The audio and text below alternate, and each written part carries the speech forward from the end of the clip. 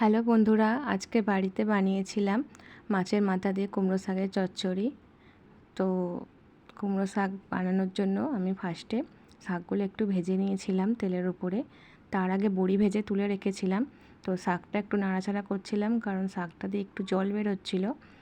তো শাকটা একটু নাড়াচাড়া করে চাপা দিয়ে রেখে তারপর সিদ্ধ হওয়ার পর তুলে নিয়ে মাছের মাথাগুলো ভেজে নিয়েছিলাম। তো মাছের মাথাগুলো একটু ওলটপালট করে ভেজে নিলাম।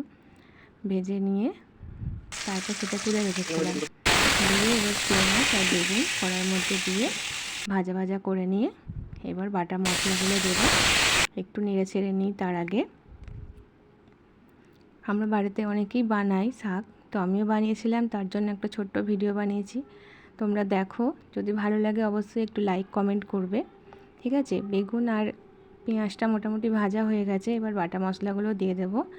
একটু রসুন বাটা, আদা বাটা, জিরে বেটে রেখেছিলাম, একটু জিরে ধনে বাটা, সমস্ত কিছু বাটা মশলা দিলাম। তো আমরা শিলেই বেশি বাটা মশলাটা করি, শিলের বাটা মশলাটা বেশ টেস্ট হয় খাবারটা। তো বাটা মশলাগুলো দিয়ে একটু তেলের মধ্যে ভালো করে কষিয়ে নিলাম। কষিয়ে নেবার পর এবার মাছের মাথাগুলো দিয়ে দেবো ওর মধ্যে। এবার তার আগে একটু লঙ্কার গুঁড়ো দিয়ে দিলাম, কারণ তার আগে নুন আর হলুদ দিয়ে আমি শাকটা একটু ভাপিয়ে রেখেছিলাম। লঙ্কার গুঁড়োটা দেওয়া হয়নি, তাই পরে লঙ্কার গুঁড়োটা অ্যাড করলাম। তোমরা চাইলে কাঁচা লঙ্কা দিয়েও করতে পারো। তো আমি একটু কালার হওয়ার জন্য একটু গুঁড়ো লঙ্কা ব্যবহার করেছি। ঠিক আছে, মশলাটা একটু মোটামুটি কষানো হয়ে গেছে। এবার দেব মাছের মাথাটা। ঠিক আছে, মাছের মাথাটা একটু গরম ছিল, তাই একটু ওঠাতে একটু অসুবিধা হচ্ছিলো। তো যাই হোক, মাছের মাথাটা দিয়ে একটু নাড়াচাড়া করে নিলাম। নিয়ে ভালো করে কষিয়ে নিয়ে এবারে শাকটা ঢেলে দেব। শাকটা আগে থেকেই একটু সিদ্ধ করে রাখা ছিল। এবার একটু ভালো করে কষিয়ে নিয়ে শাকটা আর বড়িটা ওর মধ্যে অ্যাড করে দেব। তো ফার্স্টে একটু শাকটাই দিয়ে দিলাম।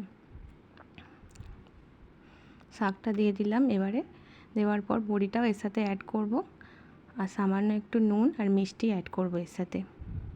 তোমরা যারা যারা মিষ্টি খেতে পছন্দ করো না তারা দেবে না। তো আমাদের বাড়িতে শাকে একটু মিষ্টি না দিলে খুব একটা ভালো লাগে না, তো সেই জন্য আমরা একটু মিষ্টি দিই এর মধ্যে। এই জন্য নাড়াচাড়া করে একটু ভালো করে মিশিয়ে নিলাম। নিয়ে এবার একটুখানি বড়িগুলো দিয়ে আবার একটুখানি সামান্য চিনি দিয়ে রেডি হয়ে যাবে শাকের চচ্চড়ি। তো তোমাদের কেমন লাগবে একটুখানি জানাবে অবশ্যই কমেন্টের মাধ্যমে। ঠিক আছে, ভালো থাকবে।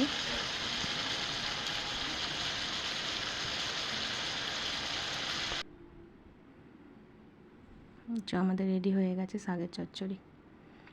ঠিক আছে, ভালো লাগলে